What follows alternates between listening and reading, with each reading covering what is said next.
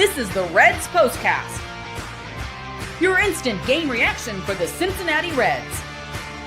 Part of the Locked On Podcast Network, your team every day. Hello, everyone, and welcome to another installment of the Reds POSTCAST, brought to you by the Locked On Podcast Network. My name is Tim Daniel. I have been covering the Cincinnati Reds in podcast format for 5 seasons at publications such as Late Night Reds and The Riverfront. Yes, as you can tell, I am not my normal uppity happy Tim Daniel today because, once again, the Cincinnati Reds found a way to just get rid of momentum. It's like a thing. They just always find a way. They can't split games together, can they? It's really frustrating. But hey, it's the 10th game of the year, so we'll see how things go down the stretch. But today, I think we earned the right to be frustrated.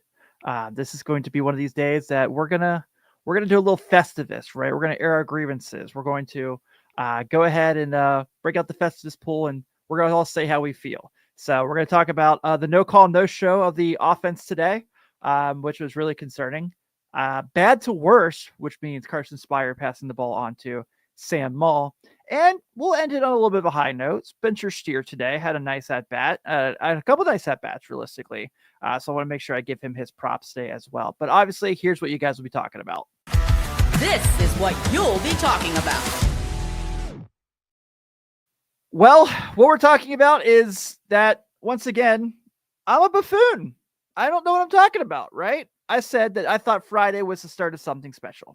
I thought Friday was the start of the team putting it together and making a little bit of a run when they made that little rally to lose 3-2.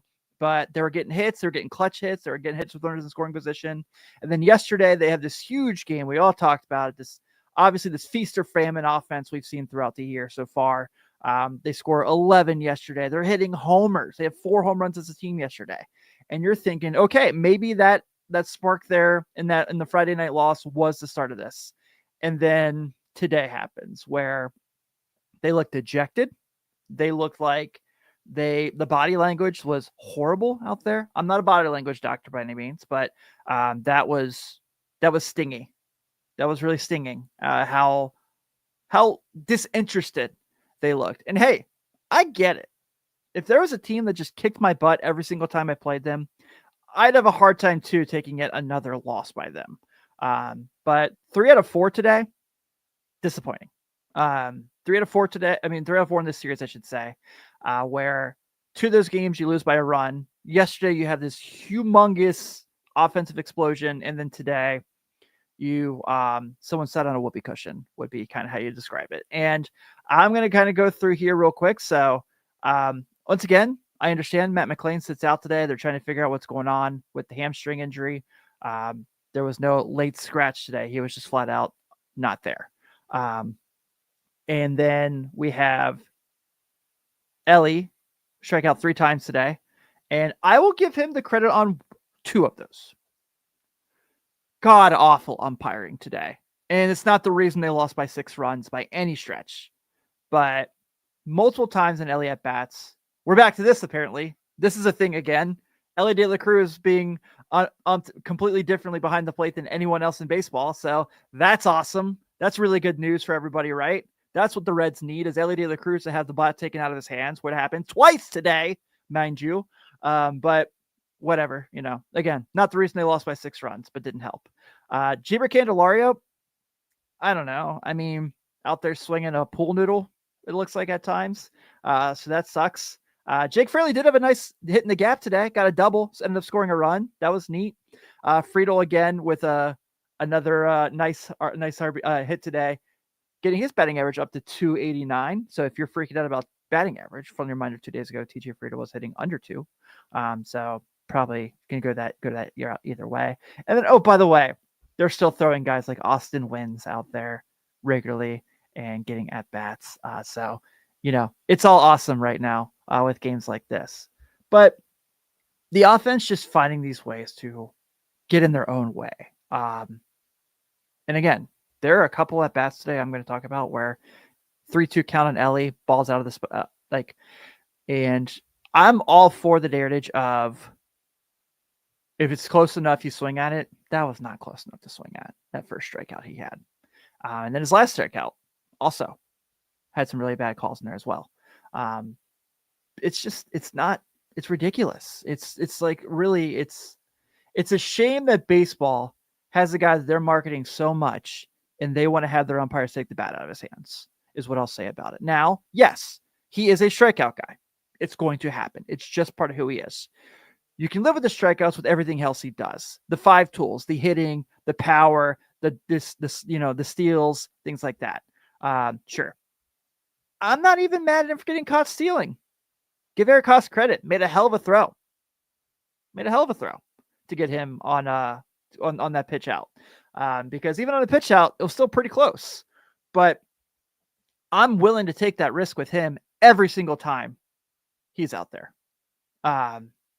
Every single time Elly De La Cruz is on the base path, I am willing to take a risk that he's going to get thrown out. Because, majority of the time, you're pretty confident he's going to get the bag. So that's really irritating to me. Spencer Steer, his strikeout, that high slider that Abner Uribe throws at, they call strike 2 up in the quarter. That is just, that's terrible. Like, I get it's a 7-run game at this point. But you cannot take that. You're taking the bat out of their hands here. And again, I'm not saying that's the reason they lost today. That is certainly not the case. Pitching was terrible. Pitching, particularly the first 2 pitches of the day, were bad today. Jackson Chourio was awesome today. That's why the Reds lost this game. But still, my big point is I'm so tired of just not being able to really kind of do this situation here where they just kind of continuously do this over and over again.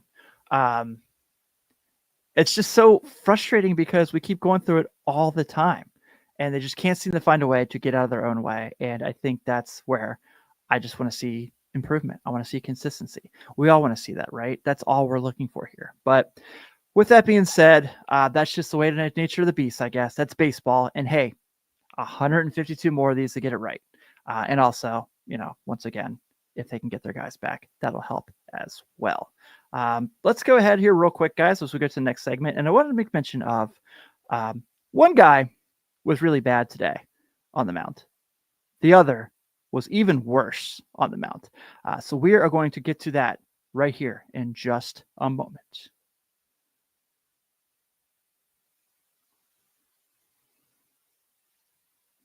This episode is brought to you by the wonderful people over at Just Ingredients. When it comes to fueling your body, quality matters. That's why Just Ingredients is changing the game with clean, high-quality products designed to support better health and peak performance. Just Ingredients offers an NSF-certified line of protein powder, electrolytes, pre-workout, and creatine, all rigorously tested to ensure they're free from substances banned by major athletic organizations.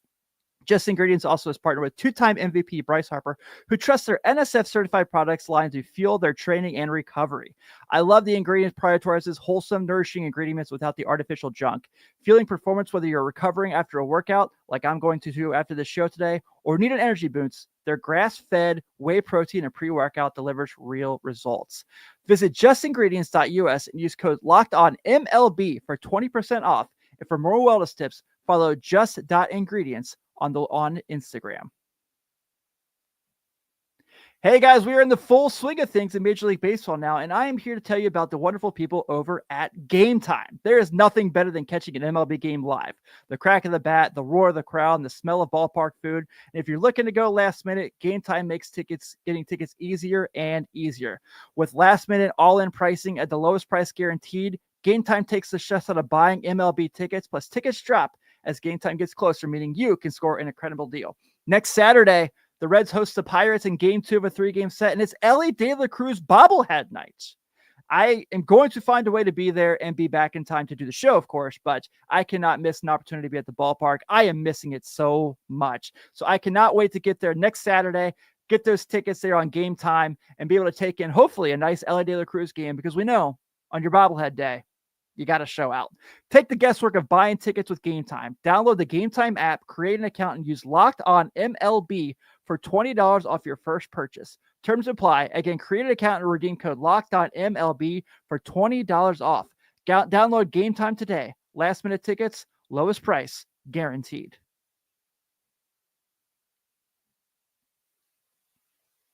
Thank you guys for tuning in today, even on a disappointing day in Reds land on the Reds Postcast. As always, please be sure to check out my good friends, Jeff Carr and Stephen Offenbaker on Locked On Reds on this very network for free. No paywall, no paying some Patreon thing to get exclusive content. We are here for you in your pocket, everywhere you go, whatever podcast app you choose, or here on YouTube, no cost to you by any means.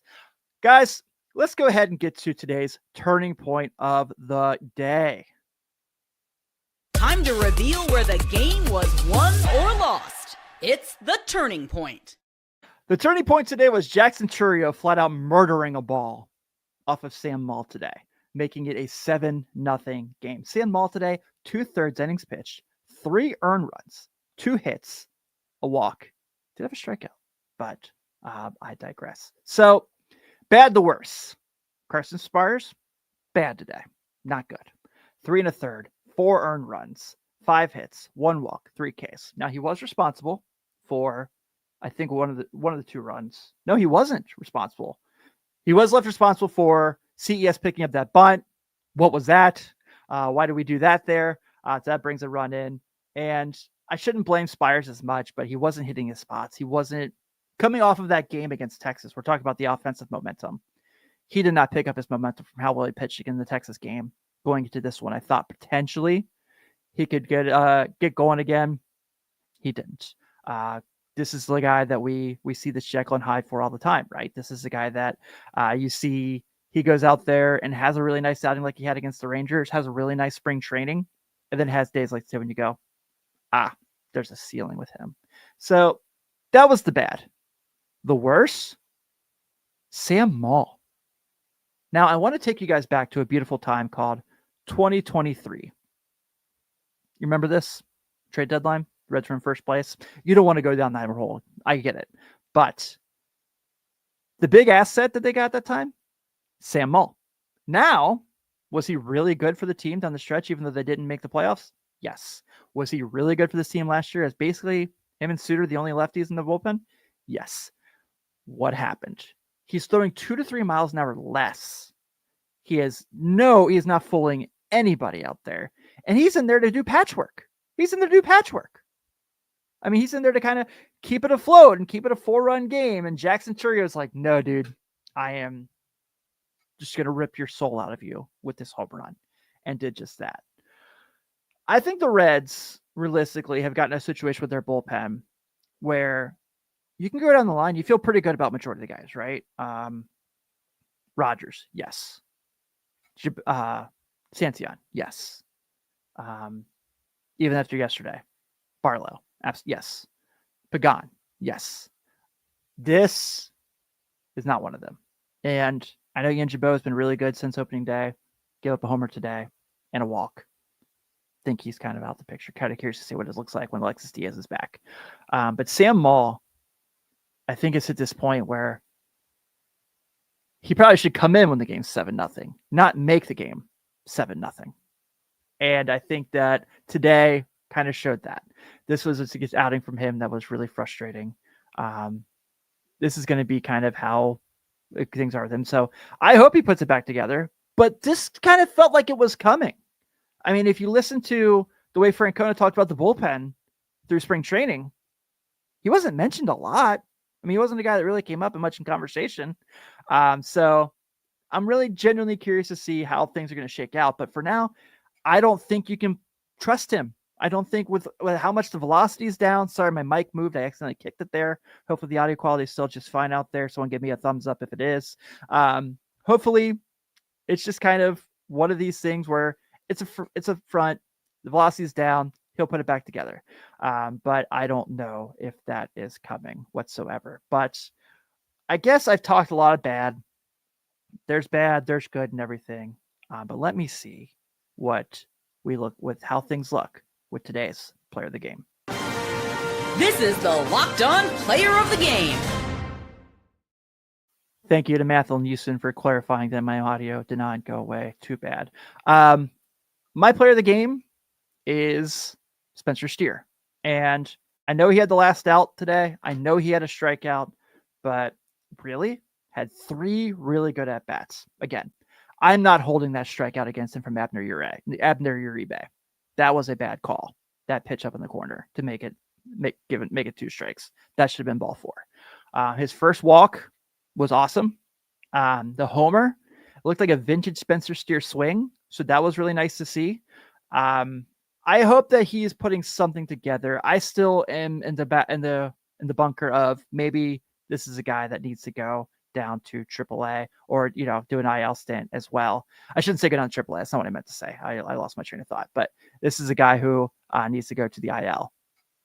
But if he's going to start getting things going again, as this offense tries to find some consistent life, then maybe we've got something here. But Spencer Steer, I thought had a day you could be happy for at the plate, but we will see how things go from here on out.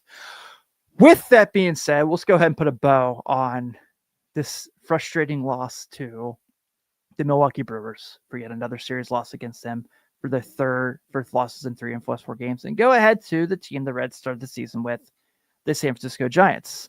The Reds will be opening a series with the Giants tomorrow night, really late here on the East Coast for us people. Sounds like an old podcast I used to do. You guys ever heard of it? But tomorrow night, Hunter Green, Logan Webb, we get the opening day rematch. First pitch is at 9:45 on the East Coast. This guy will be here with coffee and hopefully some happiness. But I really do think that this is going to be a nice series as well. So we shall see how Hunter bounces back. I'm looking forward to it. I think that, the Giants have 1 loss right now.